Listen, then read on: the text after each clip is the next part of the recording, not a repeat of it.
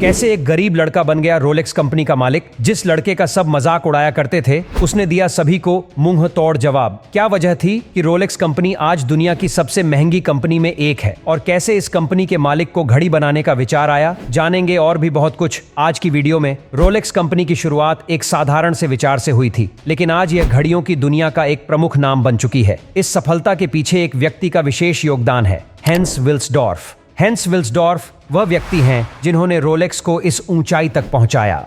Hence Wilsdorf का जन्म 22 मार्च 1881 को जर्मनी के बर्लिन शहर में हुआ था।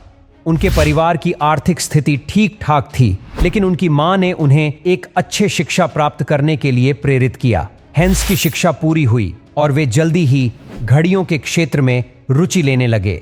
वे 19 साल की उम्र में स्विट्जरलैंड के एक घड़ी निर्माता कंपनी में काम करने के लिए गए। इस दौरान उन्हें घड़ियों के बारे में काफी अनुभव हुआ और उनकी सोच एक नई दिशा में विकसित हुई। जब उन्होंने अपनी कंपनी खोलने के बारे में विचार व्यक्त किया तो उनका खूब मजाक उड़ाया गया और उन्हें बेवकूफ तक कहा गया। लेकिन 1905 में हेंस ने अपनी खुद की कंपनी की शुरुआत की, जिसका नाम उन्होंने विल्सडॉर्फ एंड डेविस रखा।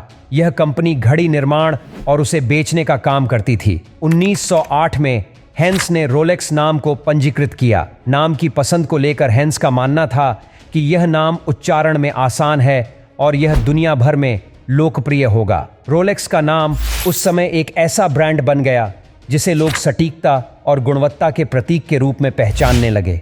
रोलेक्स का पहला बड़ा नवाचार था एक ऐसी घड़ी बनाना जो पानी और धूल से सुरक्षित हो।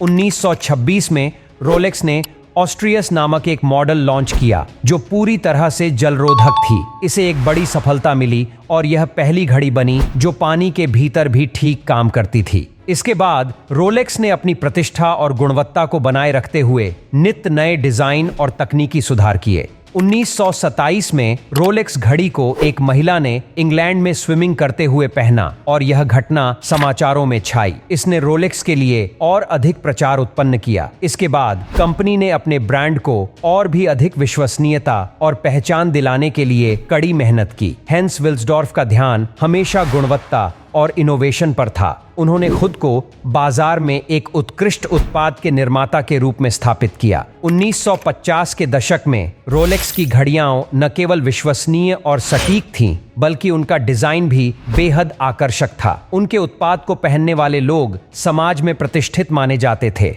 विल्सडॉर्फ ने एक ऐसी कंपनी की नींव रखी जो आज भी दुनिया भर में अपनी गुणवत्ता और बेजोड़ डिजाइन के लिए प्रसिद्ध है। वे सिर्फ एक व्यवसायी नहीं बल्कि एक दूरदर्शी थे, जिन्होंने अपने उत्पादों को न केवल एक लग्जरी आइटम के रूप में बल्कि एक स्टेटस सिंबल के रूप में स्थापित किया। उनका विश्वास था कि रोलेक्स की घड़ी केवल एक समय बताने वाली चीज नहीं, बल्कि यह एक कृति है जिसे हर व्यक्ति गर्व से पहन सकता है। हेंस विल्सडॉर्फ की जीवन यात्रा ने यह सिद्ध कर दिया कि यदि एक व्यक्ति को अपने उत्पाद पर विश्वास हो और उसे सही दिशा में ले जाने का जुनून हो तो सफलता की कोई सीमा नहीं होती।